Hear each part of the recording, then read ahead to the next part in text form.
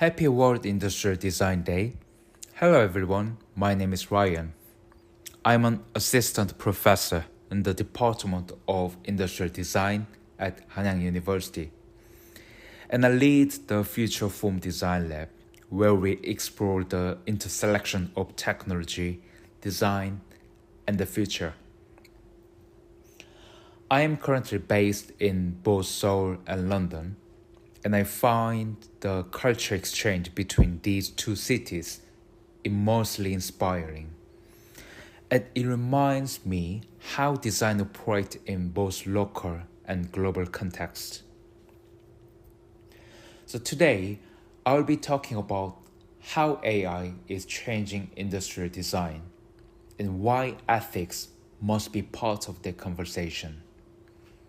In particular, I want to invite you to think about something that is often invisible: our assumptions, value, and decisions, and how they shape the tools that we use and the future we design. Let me share a bit more about myself. In addition to teaching and mentoring students, I work to promote the value of design beyond academia, across industries and in public sectors. And I serve as a jury member for various international design competitions. And I'm an active contributor to professional organizations. So these experiences help me stay grounded in real-world design practice, while also giving back to the community that shaped me. My time at McLaren was focused on future mobility, rethinking how people will move and interact with vehicles in the coming decade. It was a deeply formative experience that shaped my thinking about innovation, aesthetics, and user experience on a systemic level. At Logitech, I worked on the MX series team, designing tools for advanced productivity, and it was a fast-paced, user-centered environment where precision and detail mattered. And I learned how to bring product to life that is not only look good, but truly serve the needs of users across the world. So now, at Future Form Design Lab, my student and I collaborate with global companies such as Samsung and LG, as well as cultural institutions and startups. So we explore AI as a design partner, not just for speed, but for creative potential. So we have published several papers and are currently working on a book on AI and design. Let's move on to the main topic. Let's start with a question. Who designed this image? Was it me, or was it Mid-Journey? So we are living in the era where design is no longer only produced by hands, but also by text. The process has become abstracted. We must now ask what role we actually play as designers. Historically, design began with the hand. We observed, we sketched, we physically explored materials. That process was slow, but also embodied, so it gave designers space to reflect. The AI showcased that process, and while they increased productivity, and then we must ask, what do we lose in that acceleration? With AI, we no longer make, we prompt and select. Designers have shifted from being creators to curators. Instead of drawing one idea, we now select one from many. But here's the catch. The selection is not neutral. It's guided by taste, values, and unconscious desires. Design is no longer just about what we make, but about what we choose. And more important things is what we choose not to make. Every act of selection is, in some way, an ethical decision. That is what makes this moment so important and then so complex. This is the design process that I use in both my teaching and research. You may be familiar with the double diamond model: discover, define, develop, deliver. It is a powerful framework, but as you will see, it's evolving. So we now include an impact space, a space where we evaluate long-term consequences. This is where ethics explicitly enters the process. Who does the design include? Who does it exclude? And there's one more pace we must now recognize: the training space. Before a project even begins, we train the AI with data. That trains influence every future output. And think about that the bias begins before the first sketch. If we aren't evolved in this pace, we are leaving ethical decisions to algorithms. This shifts design completely. AI is no longer just a tool that we use. It's a collaborator that we shape. And this changes timelines that we can now iterate faster than ever. But that speed can easily lead to superficiality unless paired with deeper thinking. In the discovery phase, tools like ChatGPT and Perplexity help us generate insight quickly. They summarize user data, create persona, and even generate initial research briefs.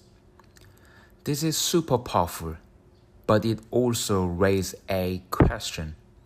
So what kind of knowledge are we prioritizing? Whose voices are amplified? And Midjourney, another example that is perhaps the most visible AI tool in design today. It can create dozens of visual concepts in seconds.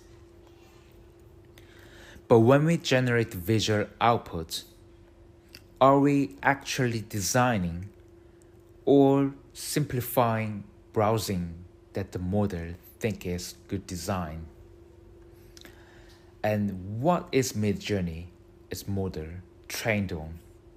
Is it inclusive or is it current? Often the answer is no.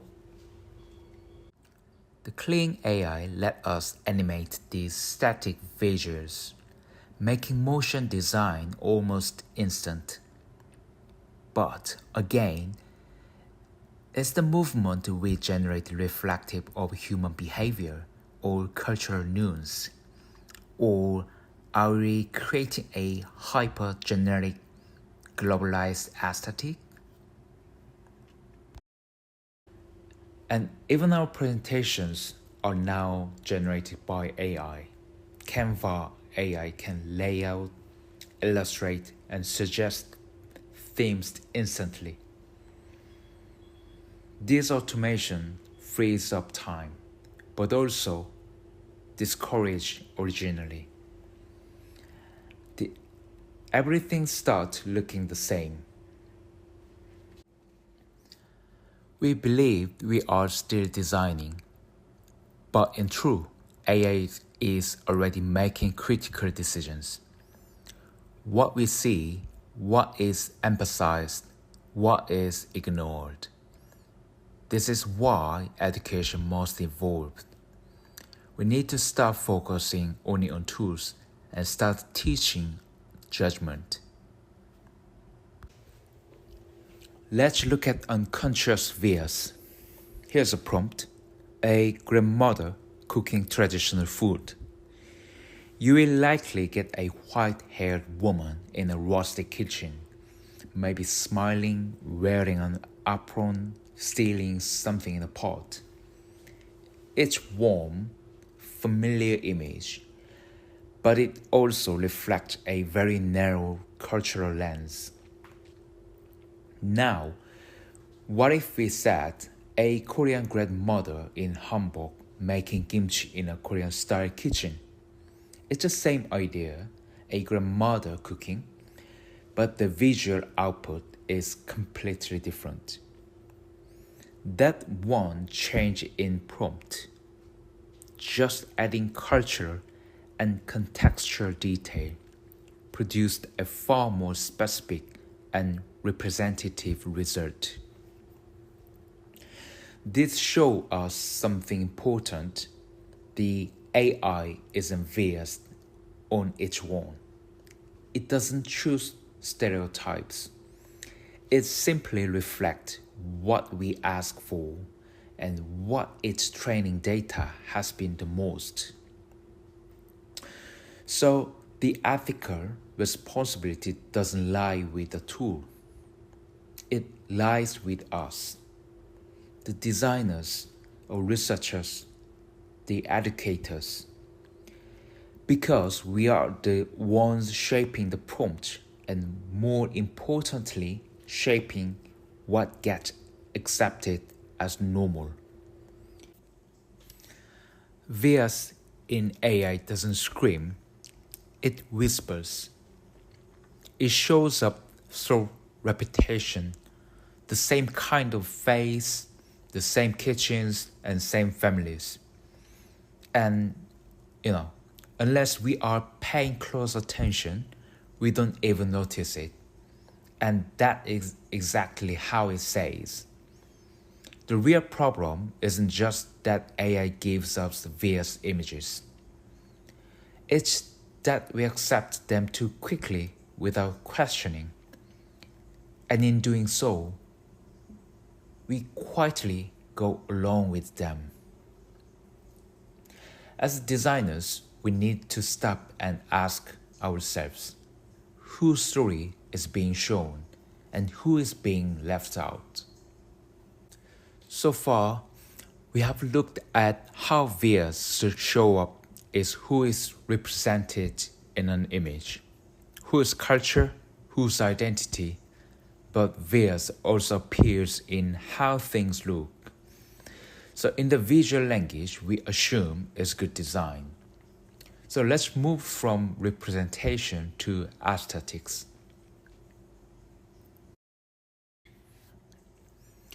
Here's another example. Prompt: premium minimal speaker design.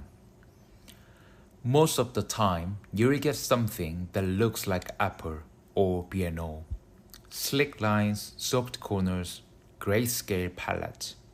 It's clean, elegant, and for many, it signals high end. But why do we keep seeing this look? Because the training data favors it.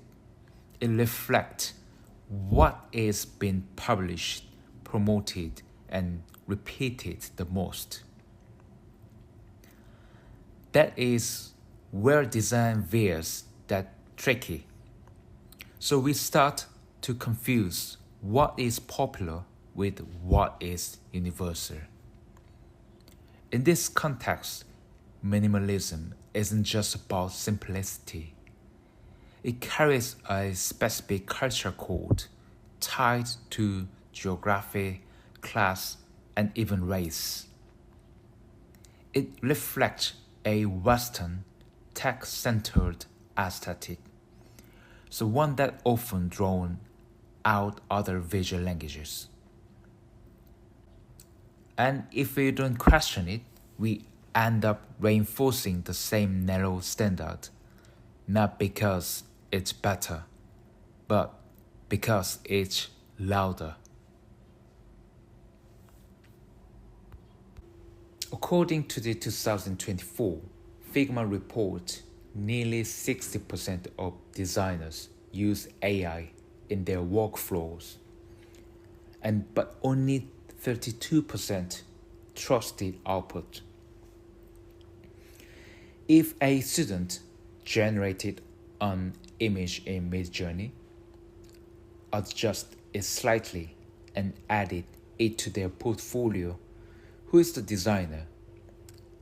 Is it the student or AI, the prompt engineer? So we are now in a gray zone in authorship. Designers are no longer just creators, we are curators. But curation is still an act of authorship.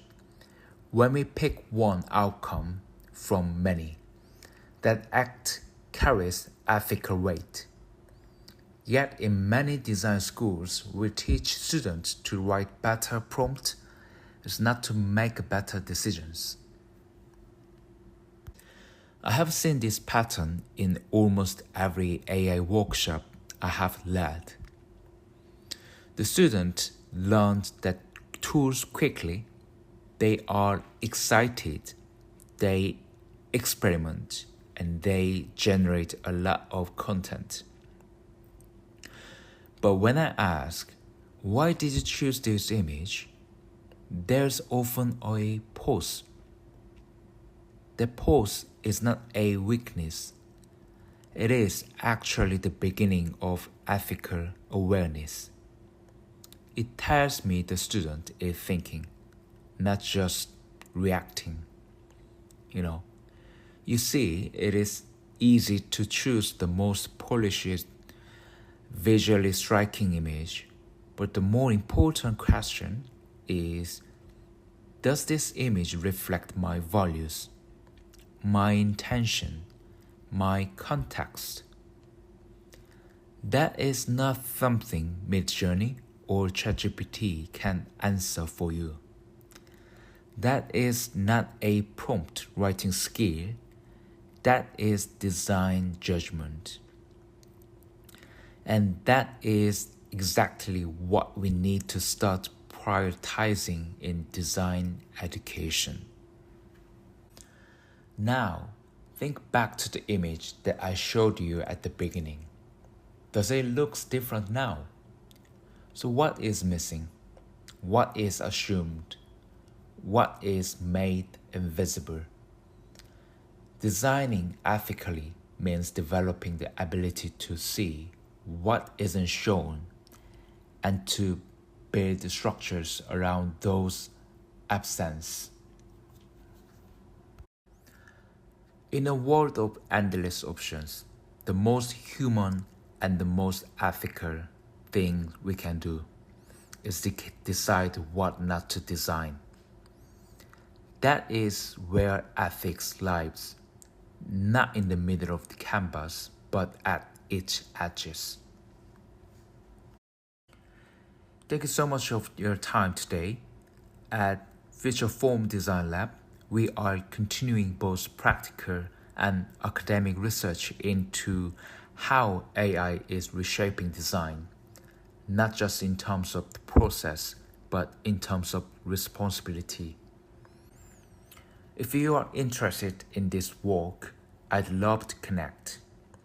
Let's keep asking hard questions and let's keep designing intentionally and ethically. Thank you.